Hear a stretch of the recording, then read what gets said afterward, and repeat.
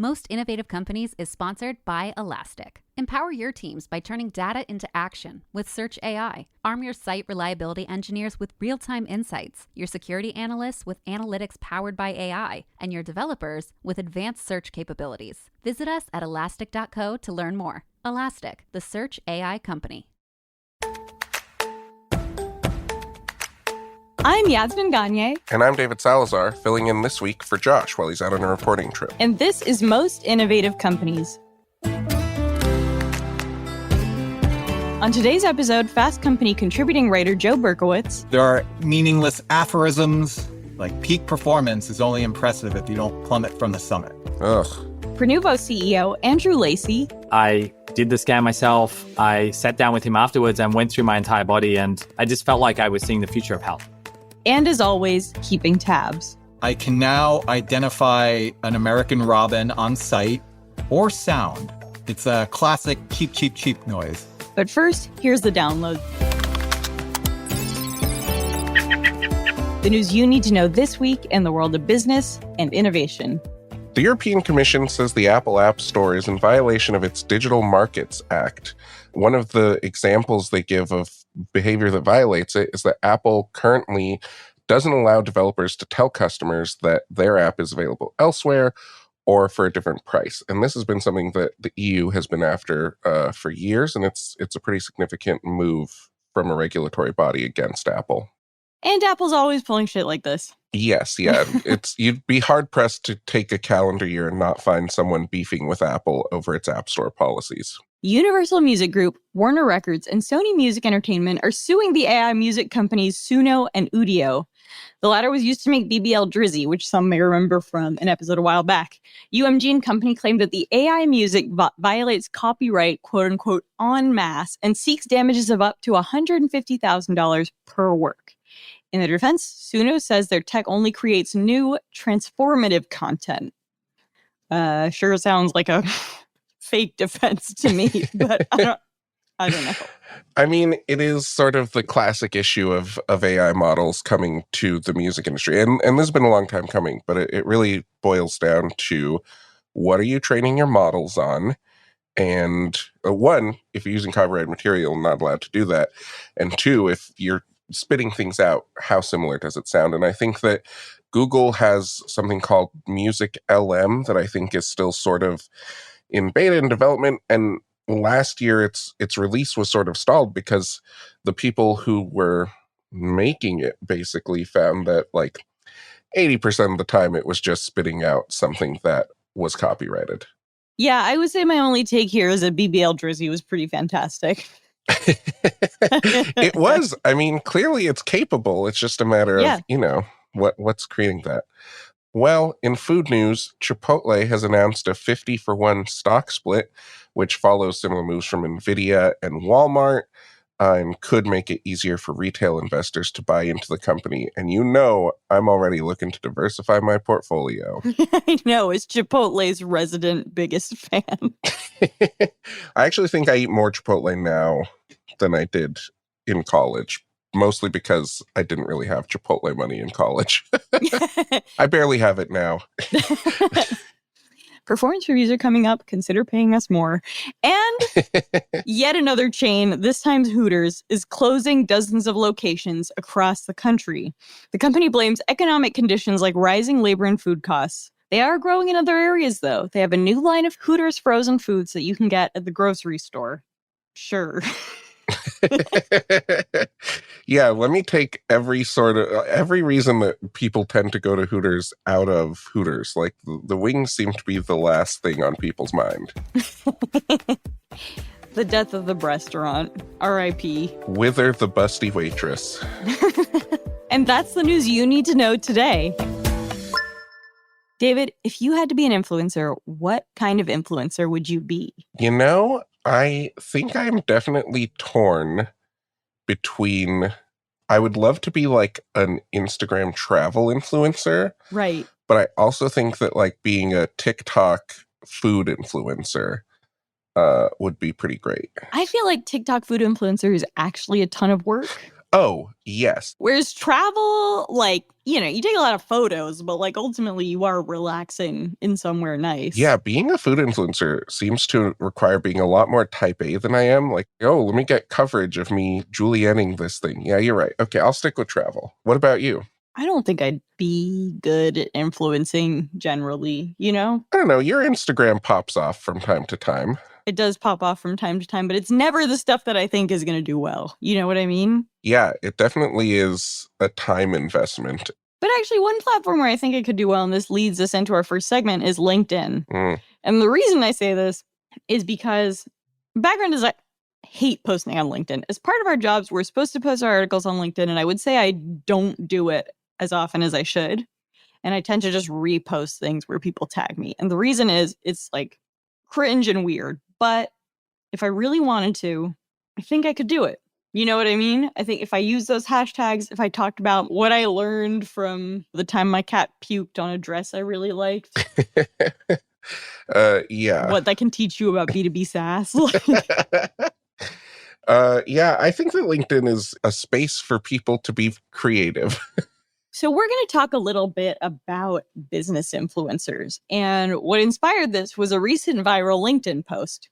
There's a photo of a smiling guy in a backward baseball cap in the photo, which seems pretty normal until you actually read the caption. In it, the guy in the cap, CEO Matthew Baltzel of CapEx Media, talks about his illuminating experience firing an employee for the first time ever. The LinkedIn influencer proceeds to detail the firing and what he learned from it.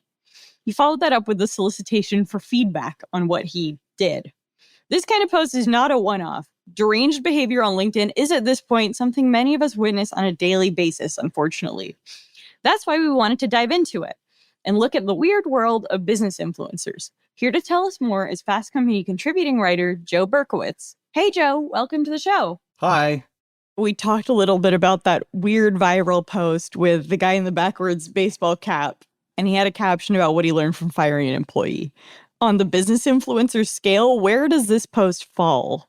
This one feels like it's destined to have a bit of a shelf life as a cautionary tale that people can point to.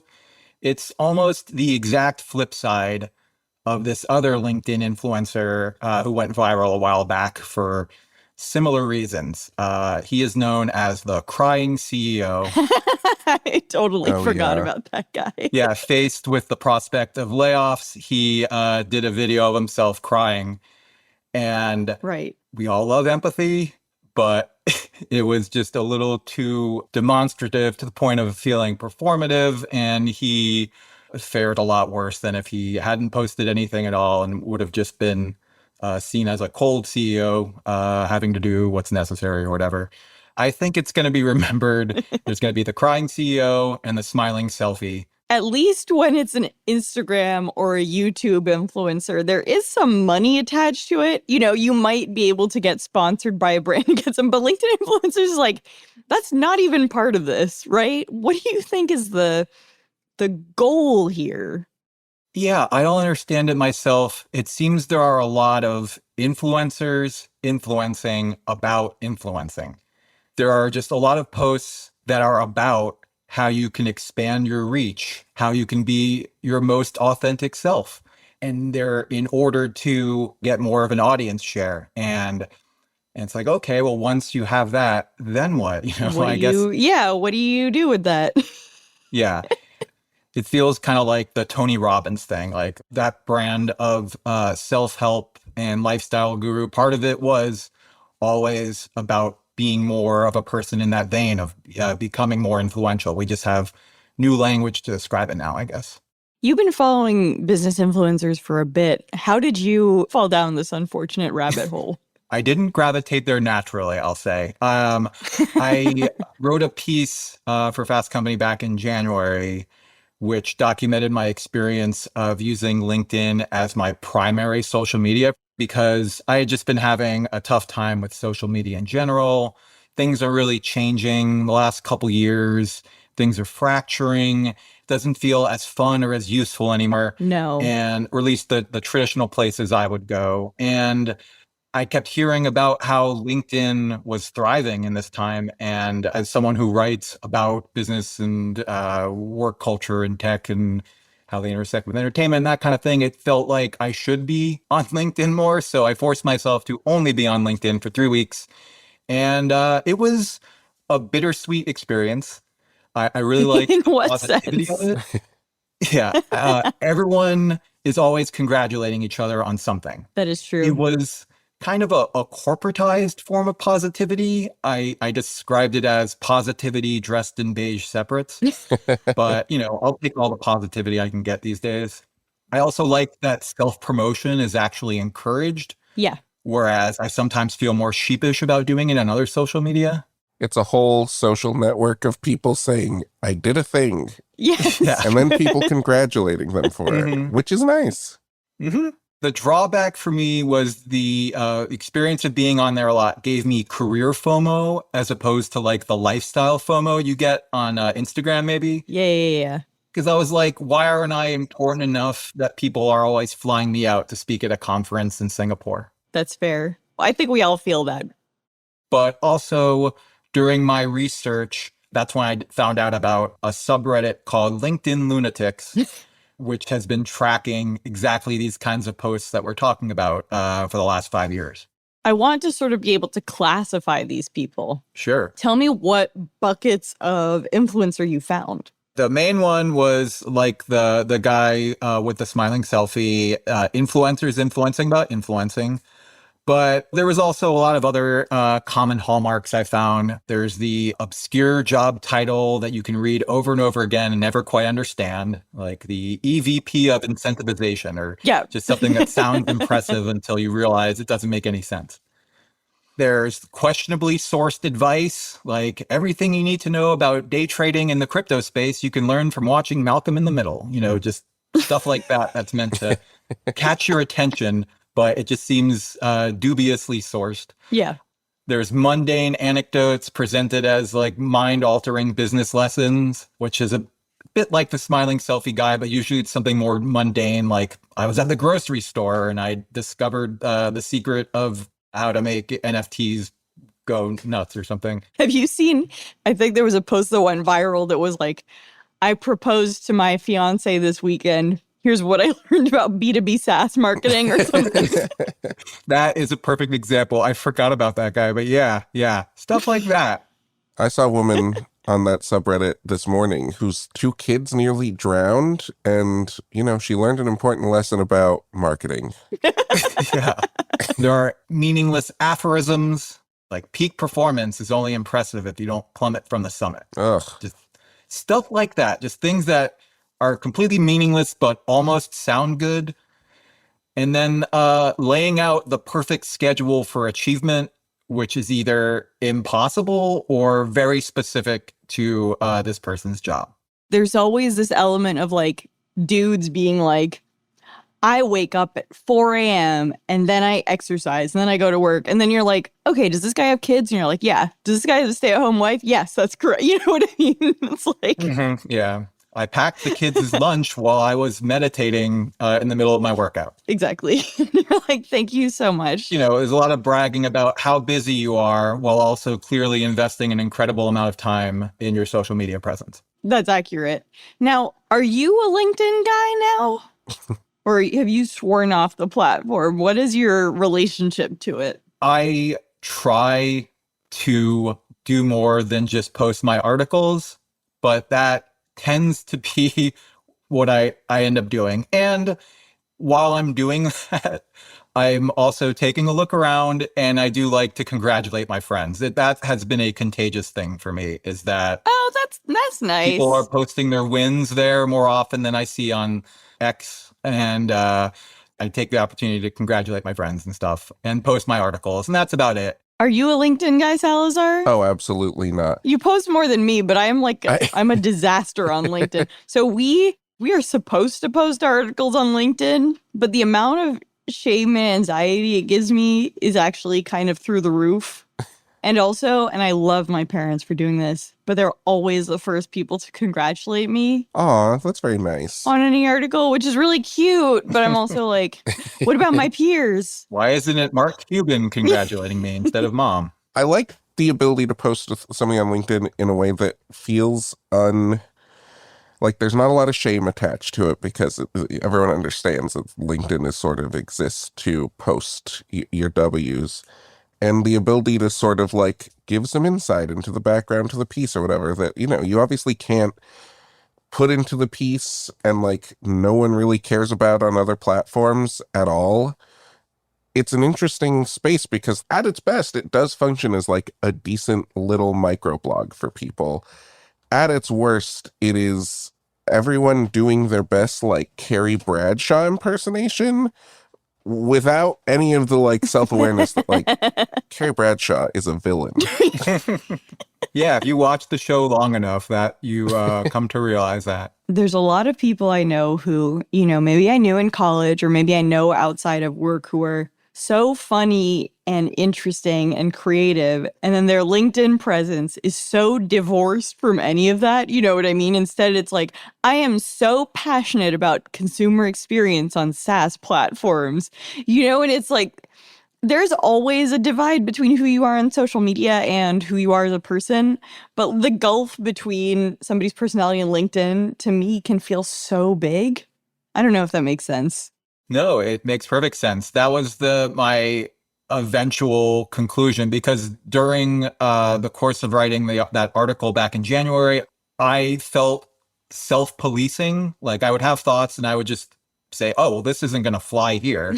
God forbid it, offers some extra personality and stuff. So yeah, that's what made me realize it was never going to be my primary social media forever. That's why it's interesting, right? You have the level of artifice that comes with social media, and on LinkedIn, you add the level of artifice that comes with existing in a workplace, or at least ideally you do. There are some people doing out-of-pocket things on LinkedIn that obviously like LinkedIn lunatics documents, and sometimes you come across it in the wild and it really blows your mind. But like, Joe, you said earlier that like a lot of people on LinkedIn are posting about like being your authentic self, and I don't think anyone really wants that in the workplace. And no, that's maybe the beauty of LinkedIn. I think it might underscore the importance of like having a private self. One thing that I thought it was really insightful was your observation that kind of a single post can rob someone else of their dignity and kind of use their experience as a source for content. And I think that's the case on social media. You think about like parents who are using their kids to do all kind of weird shit, but at the very least, there's some money coming out of it. This sort of like weird relationship seems like such a sort of specific business influencer one. Tell me more about that. Well, yeah, just when your goal is to have new content as often as possible and you're just mining your life for experience, then other people are going to seem like anecdote fodder for you. And sometimes I'm sure it works out perfectly, but in this instance, we don't have enough information to know whether the person fired was like a terrible employee, the kind of person you might privately, not publicly, but privately smile after firing them, like, okay, good. Whew, they're gone now. Thank God.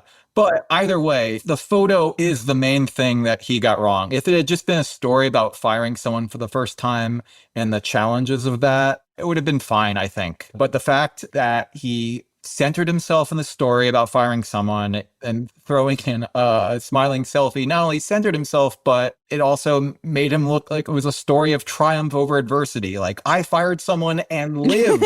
Can you believe it? I did it, It's a read the room situation, right? Mm-hmm. Tons of people are getting laid off at the moment in the tech industry. Yeah. And it can't feel good for those workers to log on to LinkedIn and see this clown, right? Yeah. First of all, the employee who got fired, there's a chance he's a LinkedIn connection. Yeah. You might have seen it. Other coworkers, even them, they would have seen it too. I think in the caption, he was like, I'm not going to share why they were fired because I don't want any drama. And I was like, dude, it's all people are going to be talking about. Yeah, you're doing this for the drama, my friend. I don't think that worked out for him. Yeah. It's like, you clearly live for drama. Now, based on your experience on LinkedIn and on LinkedIn Lunatics, what can you say about the future of the business influencer? Where is this going from here? I think people are going to keep doing it. And as long as some of them are successful, more people will try it and see how difficult it is to get a following. We have no idea what the incentives are at the end of the rainbow, like why do this? But I do think people will keep trying it. And occasionally one will do something so ridiculous that the rest of the world finds out about it outside of the LinkedIn bubble. We have a friend from college. Former classmate. Not really friend. Girl we went to college with who has become an incredibly successful LinkedIn influencer. Top female influencer, according to her LinkedIn bio. She's one of the top female influencers. And let me tell you, it's crazy. She's hawking her newsletter. She's got a ton of subscribers to that bad boy. Maybe we're in the wrong business, Yaz. We're not in the right business, yeah. We're going to take a quick break, followed by my interview with Prenuvo CEO, Andrew Lacey.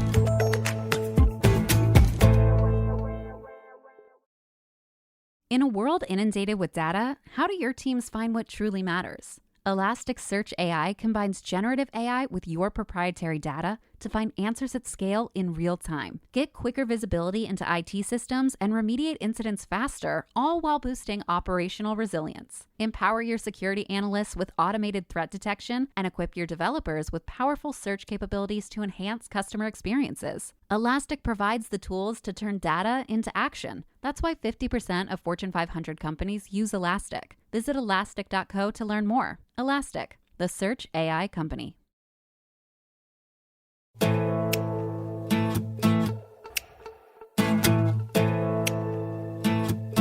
All right. Now we're stepping out of the LinkedIn influencer bubble to talk about something that's gotten a lot of attention and more mainstream celebrity chatter. A full-body MRI scan that touts the ability to screen for 500 different conditions. The machine, developed by medtech company Prenuvo, was called life-saving by Kim Kardashian and has been endorsed by a lot of other celebrities. There's still a catch.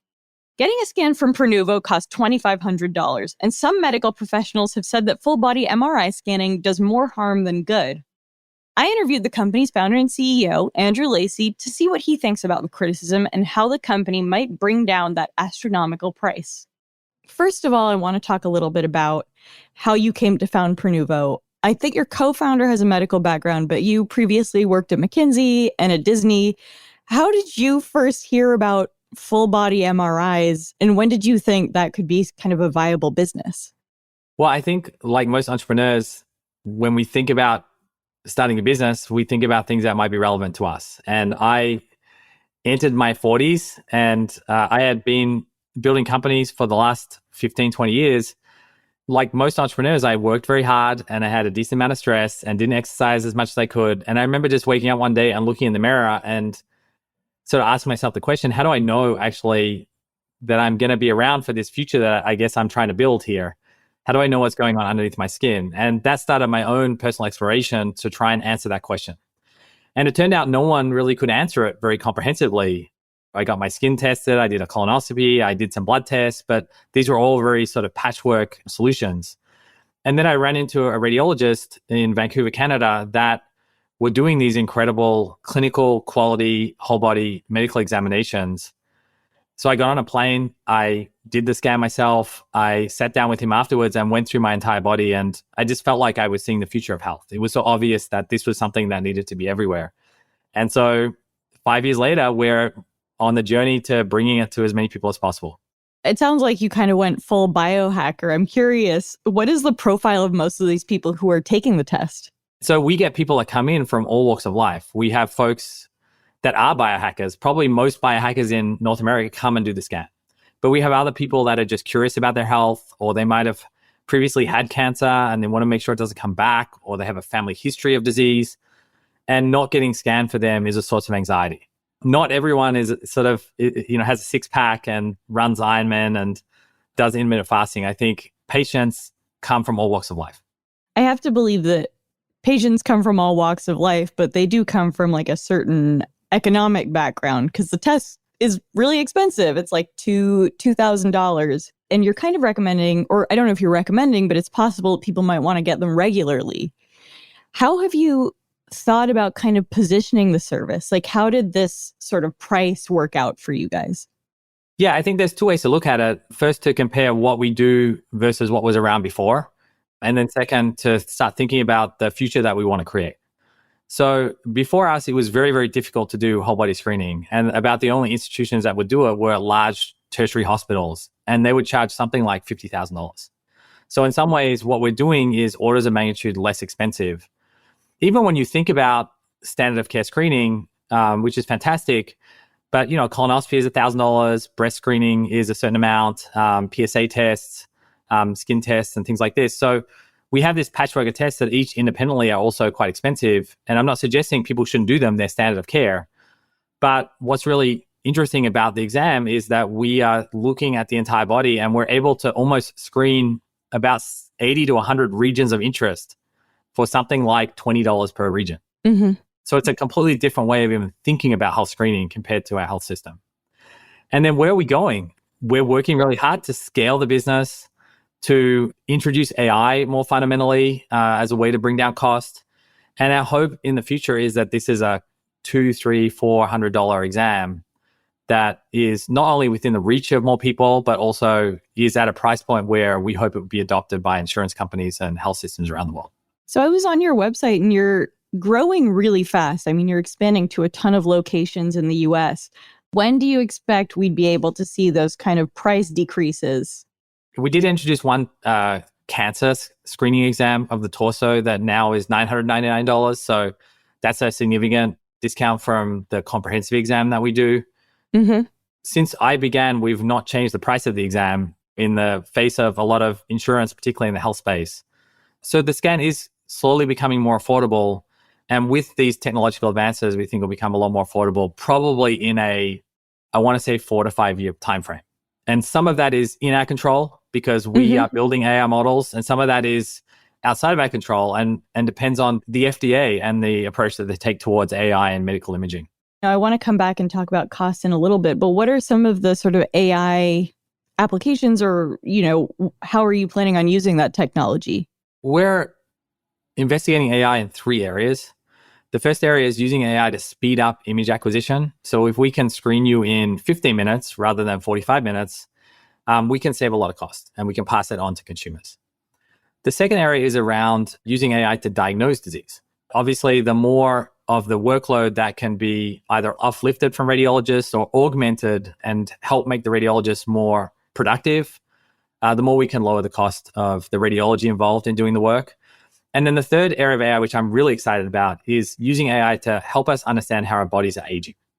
And here we're actually using AI to identify very small changes in our bodies from one scan to the next that a radiologist wouldn't normally see, but tell us how the way you're living your life is impacting your underlying physiology. That's interesting. You mentioned other tests that people might get and the fact that those costs could mount, but a lot of those tests for a lot of people are covered by insurance. This obviously isn't. Is being covered by insurance, part of your roadmap, or is that not something you think about at all?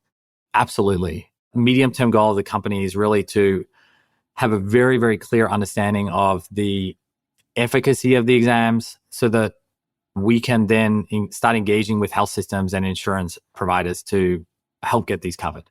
It seems to me like the exam is efficacious in the sense that like MRI is sort of a proven technology. I have spoken to some physicians, I've seen this covered a lot, who say, that maybe these kind of tests are overkill. There's a famous New Yorker article by Atul Gawande about this, which is that running too many tests on someone actually just kind of increases their risk of getting something. Tell me how you think about that or how you respond to that kind of criticism. Well, I think working backwards there, I think a lot of the criticisms of these tests causing problems mainly relates to CT screening that was done actually 20, 30 years ago. You could go to a shopping mall and find someone that would screen you in a CT machine for cancer. And we know CT involves radiation. So if you do these exams enough times, they may well find cancer, but they probably have caused the cancer at the same time. So that was a universally problematic technology, and luckily you don't see it very often these days. MRI is a lot safer, doesn't involve radiation, and the exams we do don't involve injecting any heavy metal contrast or anything that can be toxic to the body. I think the real challenge with new screening exams is to ask the question, why do we only have a few exams? Why do we only have mammogram or colonoscopy? And I think it really speaks to just the challenge and the timescale involved to really get these scans approved by the healthcare system. Mammogram took something like 30 years. PSA testing for men took 20 years from the time it was clinically proven to when it was covered. Even something like a pap smear, that was invented in 1910 and was not adopted until the 1950s. So unfortunately, the adoption curve of screening exams is sort of measured in decades, unfortunately. And I hope that it is speeding up like most other things in the world these days, but it still takes time to educate the medical establishment, to collect evidence over a large enough time frame so that we understand how this really does impact mortality. I think a lot of the criticism that I've read stems from the mental health toll that these kinds of scans can take. The fact that someone might be incredibly anxious, after getting the results and take more tests and it may be fine. How do you think about that? Well, we actually ask people when they come in, are they feeling anxious about their health before they come in for a scan? And about 30% of our patients already have health anxiety.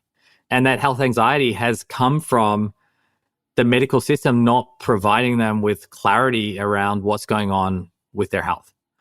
We also poll people when they come out of the scan, and less than 1% of people feel like we have made them feel unnecessarily anxious about their health. And these are important metrics for us because if anything, this shows that in fact, these scans are not only effective at diagnosing cancer and disease, but they're effective at making us happier at overcoming this health anxiety that a lot of us feel. Should one day the business scans get accepted by insurance, how would that change your business? What would that look like as far as bottom line, for example? I think obviously the advantage of being covered is that you'll start to see these services offered not just by us, by other providers out there. I would hope that screening clinics would be as common as primary care physician offices. So there would be just much greater availability of these exams. Obviously, when you start screening at scale, you can also do this a lot more cost effectively. So that in and of itself will bring down the cost a lot.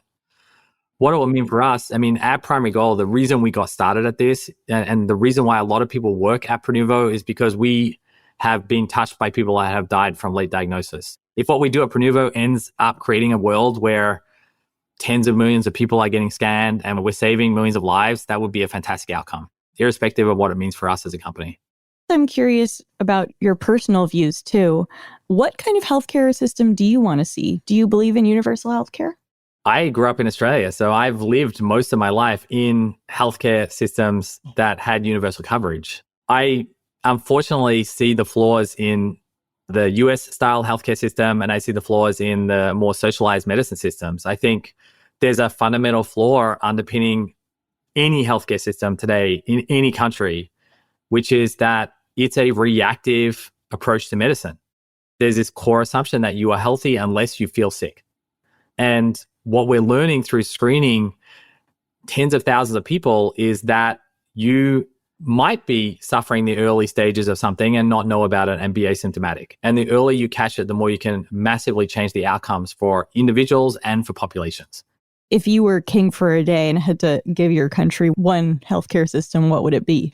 I think my personal philosophy is that, healthcare is something that everyone deserves to have. And there should be a level of healthcare that's provided by a government of a country. And I think Australia actually walks a pretty interesting line where we have universal healthcare, but we also have private insurance. So the challenge, I think, of a universal healthcare system is you end up with healthcare rationing. And so if people want to do something else, if they want to look after themselves, it's very hard to access care. And I think in Australia, we actually have managed to do both, to have a great universal system, but at the same time, if you want to take private insurance and have other things that might be covered that aren't covered by universal healthcare, you're able to do that. The first time I heard about Prenuvo was after seeing a post by Kim Kardashian about the service. And so you had celebrities kind of take the test and encourage them to post on social media. Tell me about that strategy, because that's not something we see very often with kind of medical tests. Well, it's less of a strategy than something we sort of have leaned into. So we've had this philosophy in the company since the very beginning, which is we just want to be the best at providing the best clinical experience and the best in-clinic experience. And if we do that, then sort of in a very old-fashioned sense, the rest will look after itself. We'll have more than enough sort of demand for the service that we provide.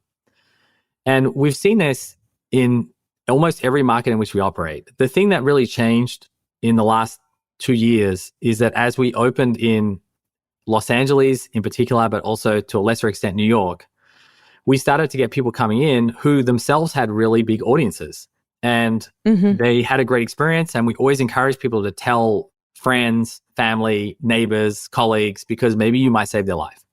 And it just so happened that a lot of these folks decided to tell very, very large audiences about their experience.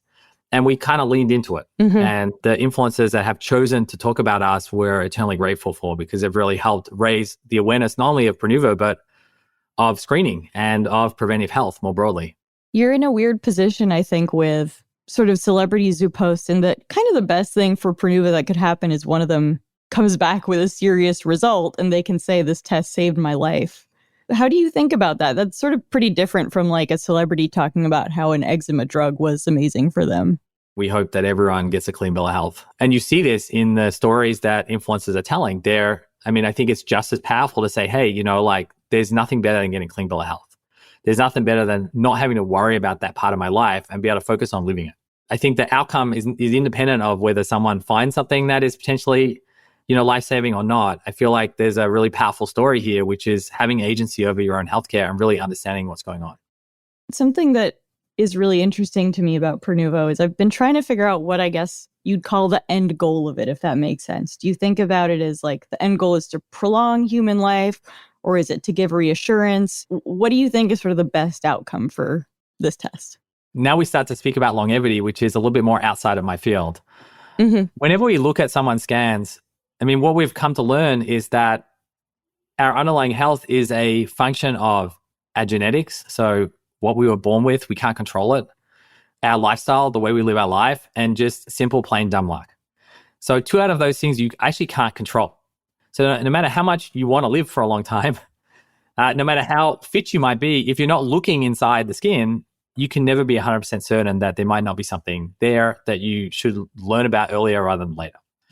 But then the reverse is also true. We give someone a set of activities that they need to follow up on. It's still incumbent on us to modify our lifestyle so that the early stage of a chronic disease never arrives at the chronic clinical stage where you need medicine and treatment. But we're humans as well. So, I think a combination of routine surveillance and encouraging positive lifestyle change is probably the best way to maximize the likelihood of living to 100. You obviously are gathering an enormous amount of data from doing all these tests over a period of time, sometimes on the same person. How can you use that data, or what do you use it for? It's really fascinating. We calculated that we're collecting something like 1.3 billion three-dimensional pixels of your body when you come in and get a scan. So it is a tremendous source of insight. And when you think about radiology, really, what makes a great radiologist is that they've been doing it for a period of time and they have this sort of sum total of knowledge of all the other radiology exams that they've done. And in some ways, that's what AI is doing. It's able to benefit from the sum total of all the exams that are sort of fed into it and produce models that are like highly accurate. What are the drivers of human health? And, what can we learn that can then inform the way we coach and recommend our patients to live a better life? And an example of this is just last year, probably the most popular article in the Journal of Aging was an article that we collaborated on, which established a connection between visceral fat levels and brain volume loss. And so here, for the first time, we're able to see that our physical fitness is actually affecting the size of our brains as we age. And that was really fascinating research that spun off other research that we're doing this year. I think we've probably investigated as a medical profession 5% of the insight that's in these examinations. And I'm super excited for the papers that will be published and the advance in human health that hopefully we can derive from. I know you started in Canada and you were just mentioned expanding internationally. What are the markets you would look at next? Right now, it's public that we're looking to establish a location in London. And we hope to have that open later this year, and probably another couple of locations in Europe as well. And then we're also actively looking in Australia, which is a market that's obviously very important to me. It's a market I grew up in. Yeah. And then over the next 2 years, I think you'll find us at least have one location in most regions of the world. As you sort of like continue that push, or with the research that you generate, as you say, to maybe get covered by insurance or something, is that something you would do in every country? I just have to imagine that's like a huge legal effort, if nothing else. Well, at at the root of it, it really starts with collecting evidence of efficacy. So once that evidence is collected, it doesn't matter really if it's collected in the US or Australia or Europe. I mean, for the most part, those findings are going to be applicable to whatever jurisdiction in which we operate. I think the interesting question that I don't yet know the answer to is there's actually a real incentive for socialized medicine systems to think long and hard about these types of technologies, because unlike in America, the government that's paying your healthcare is paying your healthcare from the time that you're born until the time you die. In America, of course, your health insurance often changes every time you change jobs, which is 2 to 3 years. So there's not a tremendous incentive to invest in preventative screening in the private insurance market in the US. And that's why a lot of screening has been mandated by law to be covered by private insurance in the US. So I don't know. I'm curious to see, and I expect maybe that it will be a social medicine system that will adopt screening like Prenuvo earlier, potentially, than even the US. So we might see that outside of North America before we see it inside of North America. Got it. Especially because there are certain markets where they're very forward-looking on health, in Asia or in the Middle East, and where they are very interested to try not incremental solutions, but fundamentally transformative solutions and see if they work at population scale. So you're basically saying, tests like Prenuvo might show a bunch of stuff that could be treated far earlier and less expensively. Correct. Yeah. That makes sense. What are some of the trends you're seeing? Like, what is something everyone seems to be suffering from, for example? I would say the most common is fatty liver in one shape or another. And fatty liver is obviously highly associated with type 2 diabetes. And we see oftentimes fatty liver in people that are completely healthy and normal and, might be very athletic. So there's a big, like what we're learning, obviously, is there's a big genetic component to this. And in particular, it affects Asian populations, Black populations, also Latin American populations. So that's obviously very interesting for social equity as well. I don't know, what else are we seeing? I mean, it's amazing when you look inside the body, just what you find sometimes. We'll scan people and they won't realize they've only got one kidney. Oh, wow. Or they won't realize that they have two kidneys, but they're fused together. When we're born, when we're a fetus, we start with like one kidney and it sort of splits into two. And some people have what's called a horseshoe kidney. I think you told me about one that was related to the fact that we're all looking at our phones all the time. Yeah. Right? It's like a spinal thing that is affecting all millennials.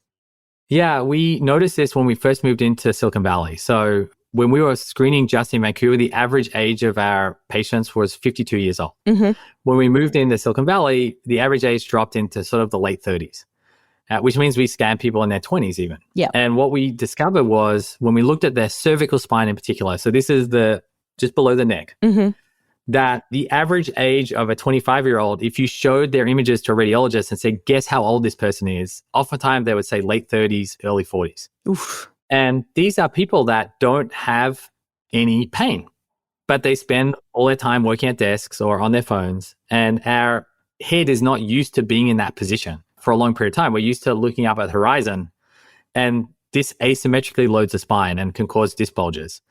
And we see the very early signs of that in the 20s. And those people, if they don't do something about it, may well be in chronic pain in their 50s, early 60s. And we know that longevity is so closely linked to mobility. So just knowing about this when you're young means that you can take corrective action. And I am testament to this. I have problems with my cervical spine, and now I work on a walking treadmill desk, and I walk maybe 2 or 3 hours every day.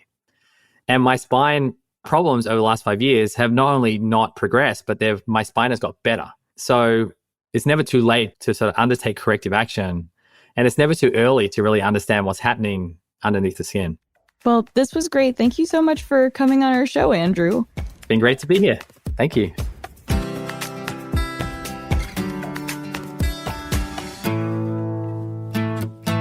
Okay, we are back with Joe, and it's time to wrap up the show with Keeping Tabs. This is where each one of us shares a story, trend, or piece of pop culture we're following right now. And Joe, since you're our guest, what are you keeping tabs on? I've been keeping tabs on bird watching, or birding, as it's also called. It started years ago when I read that book, How to Do Nothing by Jenny Odell. Oh, I love that book. Yeah, it's a great book. And the bird section really made an impact on me. Just the idea of listening to the birds as you walk around a city And if you do it more, you realize that there's this whole world of communication that's happening overlaid on top of your world. And that just makes me feel good to think about and to find a way to connect with that world and get outside of kind of the digital bubble that I'm in most of the time. So for 5 years now, since I read that book, in the back of my head, I've been like, bird watching, that's going to be a thing that I do. And then Ed Yong recently wrote an op-ed for New York Times called When I Became a Birder, Almost Everything Else Fell into Place. And after reading that, I was like, this is going to be the time I'm going to do it. So I bought a book about the birds of the Midwest, since I live in Minneapolis. And I downloaded 2 birding apps. And and I went out and did it recently. And it was pretty great. What'd you see? Well, I can now identify an American robin on sight or sound. It's a classic cheep, cheep, cheep noise. It feels like Pokemon Go a bit. I went to like a bird sanctuary and I was walking around and I was like, is that a blue jay? All right, I saw a blue jay. And this app I have makes it feel even more Pokemon Go-like, because you can either take a photo of a bird or just turn your mic on to record, and it identifies birds for you. And that is helpful, but it also feels like it defeats the naturalism of the experience and like some of the intended unplugging, because I would see a bird and rather than just sit there and appreciate it, I would be like fiddling with my phone, right, and trying to get the camera and point it. And by the time I did do that, the bird would fly away and it would be like, oh, is that self-defeating? So it's a work in progress, but it's something I'm keeping tabs on. David, what are you keeping tabs on? It's kind of like a slow burn keeping tabs, because this movie is not out until December. But I did see that Robert Eggers, the director of The Northman, The Lighthouse, and The Witch, has a new Nosferatu movie coming out later this year. Oh, the trailer came out. Yes, yeah. And it's got, it's a real, Willem Dafoe is in it, of course, as Aaron Taylor-Johnson, not Anya Taylor-Joy, even though she's usually in his movies.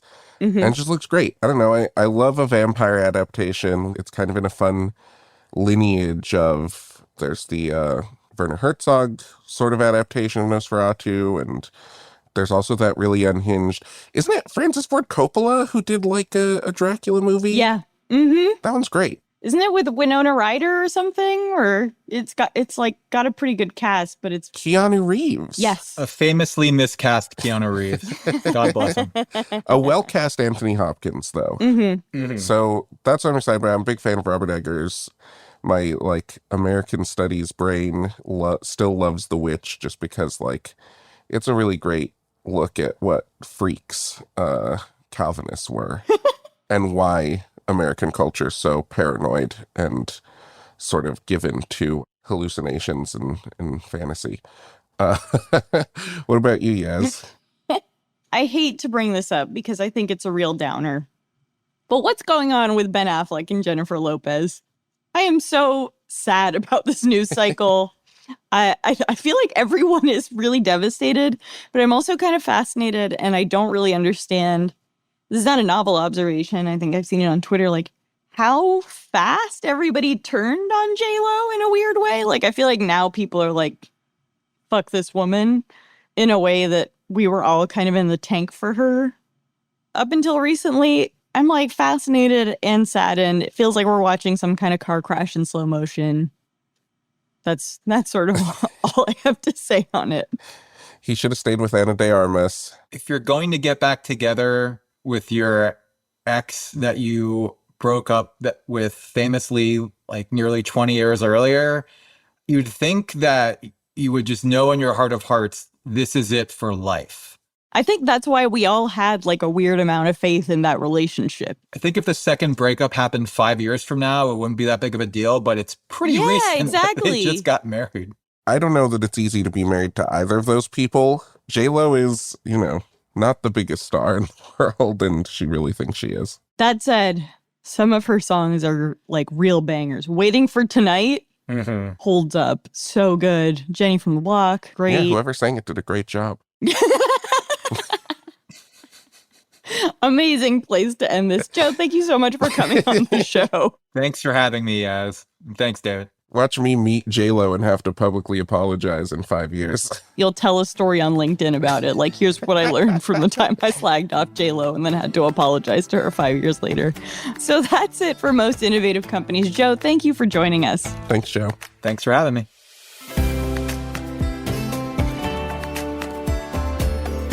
Our show is produced by Avery Miles and Blake Odom, editing by Julia Shu, mix and sound design by Nicholas Torres, and our executive producer is Josh Christensen.